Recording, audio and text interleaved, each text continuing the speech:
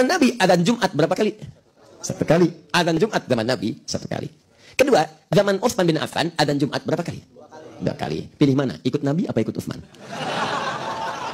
Ayo. Ayo. Pilih mana? Dua-dua.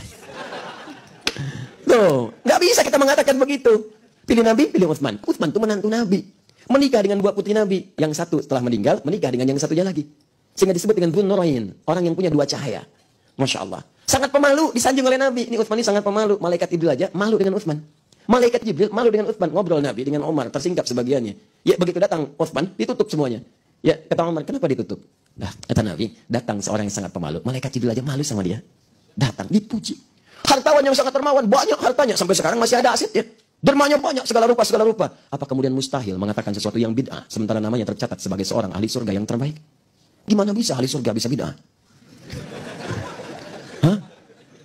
Tapi kan itu bid'ah yang dibenarkan, Ustaz. Oh, enak aja. Lihat baik-baik. Kalau sudah bid'ah, ya bid'ah. Ya, mari kita perhatikan. Sekarang, teman-teman mesti bandingkan. Jangan sampai mudah kemudian menghukumi sesuatu. Lihat dulu ilatnya apa sebabnya.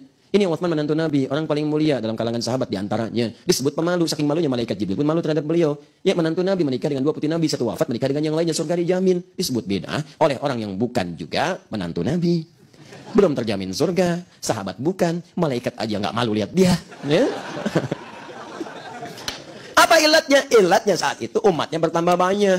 Zaman Utsman makin banyak. Sementara saat itu belum ada speaker. Soundnya mengandalkan Bilal yang azan. Bahkan sepeninggal Nabi, Bilal pun sudah tidak sanggup mengumandangkan adzan karena tersebut nama Nabi di dalamnya. Yang lain adzan, kadang-kadang suaranya nggak sekuat Bilal. Allahu Akbar, Allahu Akbar. Di KBP adzan. Ketika KBP adzan, apakah di Cihidung mendengar adzan ini? Tuh. Ayo sampai hidung, awan nggak akan kedengaran. Karena emang nggak nyampe.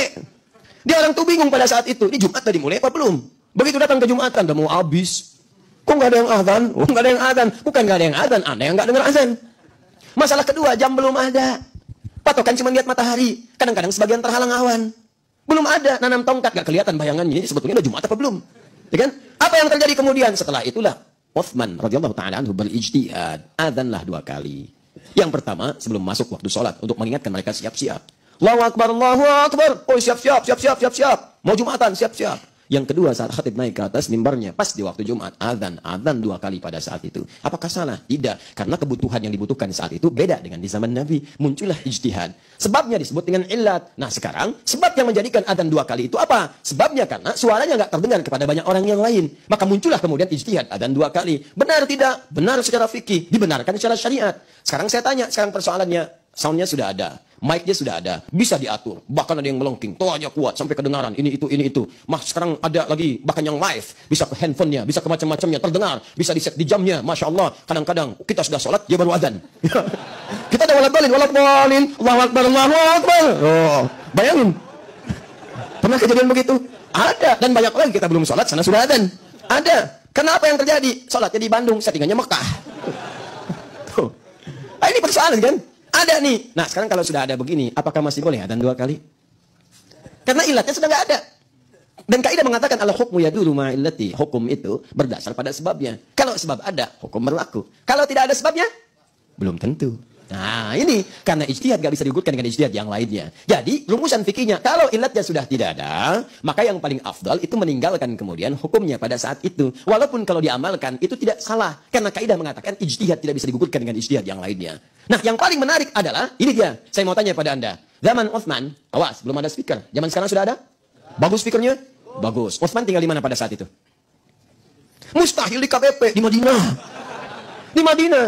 Masjid paling utama di Madinah apa? Masjid Nabawi. Saya tanya pada Anda, di Nabawi sekarang kalau Jumat adanya sekali atau dua kali? Dua kali. Sudah pernah ke sana? Belum tuh. Ini masalahnya yang begini. Mana orangnya? Ini nih.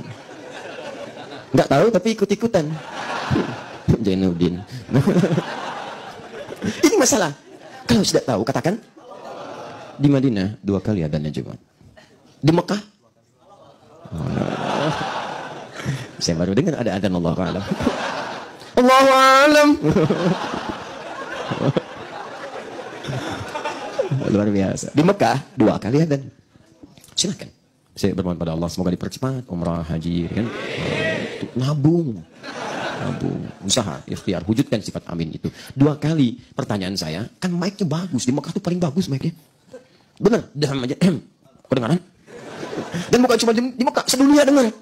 Bayangin sedunia, karena live. Parabola macam-macam. Imam mau ngimamin. Kedengaran? Bayangin, daham di Mekah, di Bandung dengar. Kan mic-nya luar biasa tuh. Kebayang nggak? Dahamnya di mana? Di Mekah. Yang dengan orang Bandung. Itu kan kualitas mic-nya bagus. Terdengar soundnya, ditayangkan juga bahkan live.